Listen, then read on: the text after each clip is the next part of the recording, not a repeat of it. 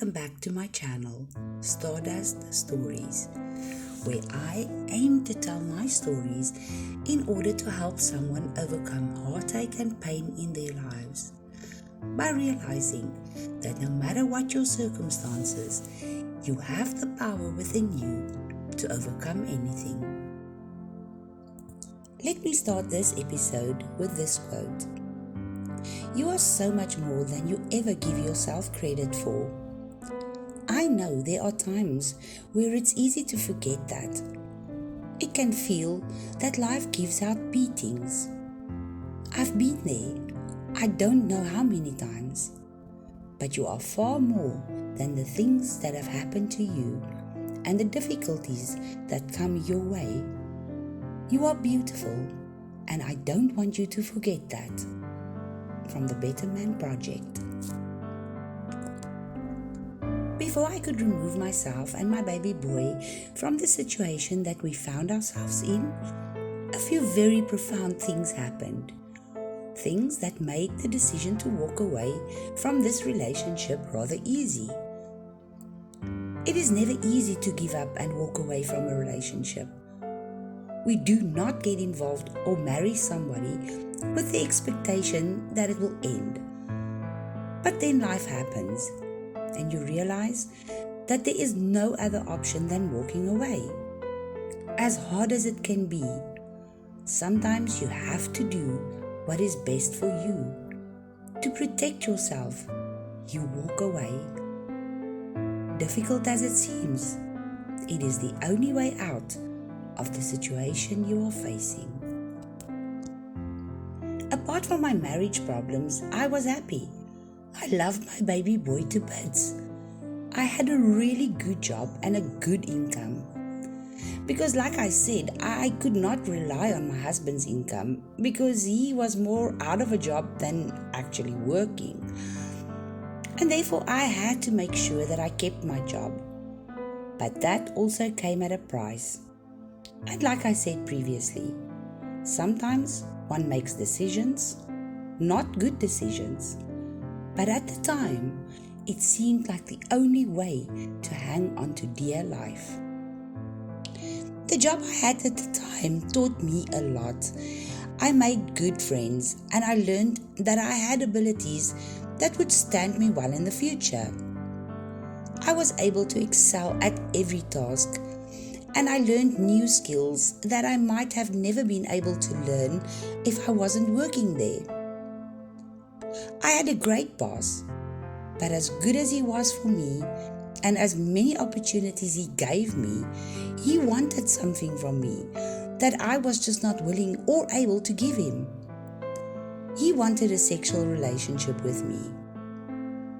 Although he was happily married with amazing children and money and possessions, it would have made him a lucrative possibility if that is what I was looking for. But I wasn't. And once again, I felt like that little schoolgirl, harassed by her father, teacher, uncle, and it was starting to really affect me on a deeper level than I was actually aware of at the time. At the same time my boss was pursuing me, my marriage was just getting worse and worse.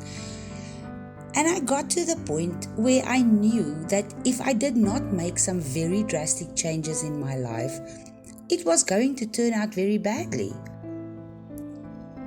One specific morning, I had a very heated argument with my husband.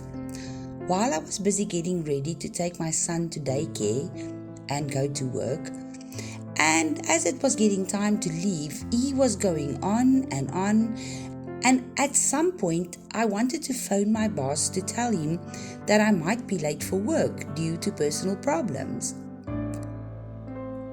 I was still busy speaking to my boss when my husband took a kitchen knife and cut the telephone cord. Obviously that wasn't the time before cell phones and we only had landlines. But at that point I knew that I just had to get out of that house. And I was really fearing for my life and that of my sons. So I took my boy and walked out of the house. Luckily for me, my boss must have sensed that there was real problems. He then phoned his wife, and as they did not stay far from where we stayed, she rushed over to come and see if I was okay. So as I walked out of the front gate, she arrived and we left. I was in such a hurry to get out of that house that I didn't even think to take my handbag nor anything for my baby. So she took me to the shops and we bought some formula clothes and nappies for my baby, and then we went back to her house. I stayed with them for a day or two, and during this time, she and my boss were really good to me, and they made sure that I was safe and I had a roof over my head. But I knew that this would not be a long-term solution, and a couple of days after that, I decided that I was leaving my husband for good. So after discussing this with my boss, he assisted me in looking for a flat, paying the deposit and arranging my move. And at this time, all my furniture and belongings were obviously still in the house with my husband. And then when I told him that I was moving out, he became very aggressive and told me that he would not let me go. So I knew that I would have to do something drastic to get out of that situation. As he was working shifts at that time, I knew exactly when he would be home and when not. So with the help of my boss and my colleagues, we went into the house one afternoon when I knew he was at work, and in record time moved all of my belongings, furniture, etc. out of the house. I literally left him with the bare essentials. I made sure that I took everything that I would need to set up a house for me and my boy. And just like that, I left. I really felt ashamed of myself for doing this. But I also knew that it would be the only way out for me, and so I moved to my new flat. For a week or two afterwards, I heard nothing from my husband, and I'm not sure why he didn't try to make contact with me, or if he was just so shocked at my behavior and the way I left. But it felt good for a while, and I felt safer and more at peace. To last for long. Somehow, my husband found out where I was living, and he was pleading with me to reconsider our marriage and for us to try to make it work. He played the emotional blackmail card on me, for our son's sake, we should try to make it work. And as naive as I was at the time, I fell for his empty promises and small talk. And so he started to visit us frequently. But one day, after he had left, I got the distinct smell of paint thinners in my flat. I just couldn't pinpoint where it had come from. And after searching high and low, I discovered that he had poured paint thinners into all of my pot plants. Needless to say, they all died shortly after that.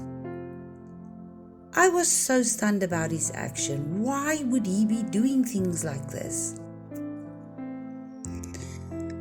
One Saturday morning, another life-changing event happened. And somehow after that, I realized that I had to make a drastic change to my life, that there was more to life than living and staying in an unhealthy relationship, that my son and I deserved so much more from life, that life is too short, and that I needed to make some drastic changes. I worked every second Saturday, and on this particular day, I dropped my son off at his day mother and went into the office. It was a quiet morning, and after I did my daily cash up and other tasks, I was sitting paging through a magazine while waiting for either some customers to walk in or for closing time to come. I was not paying attention to the people walking in as they went to the counter where my boss's son was attending to them. Nothing out of the ordinary, until I heard the sound of a gun cocking. And as I looked up, there were 4 men with rifles aiming at him. I immediately went down onto the floor and I was frozen. I did not know what to do. The men then gathered up my boss's son and the other guys working there that morning, and they brought them around to the office where I was. We were told to lie on our stomachs, and they pointed their guns at our heads, and I was petrified. I was thinking, what might happen to us today? But more so, what would happen to my son if I am killed here today? The men told me to open the till, which I then did. But as it was a really quiet morning, there wasn't a lot of money in the till. They took the money that there was and then told me to give them the safe keys. So I did. But I also knew that they were going to battle to unlock that safe, as it had a special trick to open it. But I gave them the keys and hoped that they would be able to open it and take what they need and leave us. But they were struggling, and so one of the guys told me to come and help them to unlock the safe. So I got up and I went to the safe with him. I was really petrified, but I opened the safe, and again, there was just about no money in the safe, as we had a large cash banking the afternoon before. So these guys got more aggravated, and I assumed that they thought there would be a lot of money in the safe. He then took me back to the office where the others were still lying on the floor and told me to lie down with them. At that point, an unexpected customer and her husband walked into the shop. They were quickly bundled up and brought into the office where we were all still lying on the floor. The robbers then took the man's car keys off him, and all of a sudden they all left the building and got away with the stolen car. We were amazed and relieved. We just couldn't understand how and why they left so quickly. But the ordeal was over, and we immediately contacted my boss and the police, and for the rest of the day we had to stay in the office to do our statements and waiting for police sketch artists to make identity kits of the robbers and just trying to make sense of what has just happened to us. As my arrangement with the day mother was that she would only look after my son on a Saturday until lunchtime, I phoned her and told her what had happened. But as she has already made other plans, I had to phone my husband to fetch my son to look after him until I could get home. He did go and fetch my son, and eventually, after everything was over and was done, I got home very late that afternoon. So very glad to be alive and to see and hold my son, but I was traumatized and emotional after that day's ordeal. And on top of that, my husband, who didn't want to believe the story of what had happened to me that day, went on to accuse me of having an affair, and that was the reason for me not being home the whole day. And no matter how many times I tried to explain to him what had happened, he just wouldn't hear anything about it. Thinking back on that, I don't even know why I tried so hard to explain the situation to him. When people are so fixated on the idea that they have in their head, it is very hard to convince them otherwise. I should have just let it go. instead of trying so hard to convince him. But I knew the truth of what had happened that day, and that should have been enough. But because I was so insecure, I felt the need of trying to convince him rather than just owning my truth. But I guess looking back at it in hindsight is always easy. At the moment such things happen, we don't always think of these things. It wasn't a good time in my life, but being on my own also brought a newfound freedom and peace to my life. But I knew that if I really wanted to carry on with my life, I needed to get away and make a brand new start. I needed to build a new life for myself and my son, away from this place and these people. I started divorce proceedings. I made a decision to leave the town and the job that was part of my life for such a long time. And with the help of my sister, I found a job in another town. I found a rental place for my son and I resigned and I moved away in a matter of a couple of months. Starting a new life in a new town was just the break in life I needed at that time. But as my life proved to be, it was just the beginning of a whole new chapter, and not a chapter with a happy ending either. In the next episode, I will tell you about that chapter and how everything that happened during that time would influence me to be the person that I am today.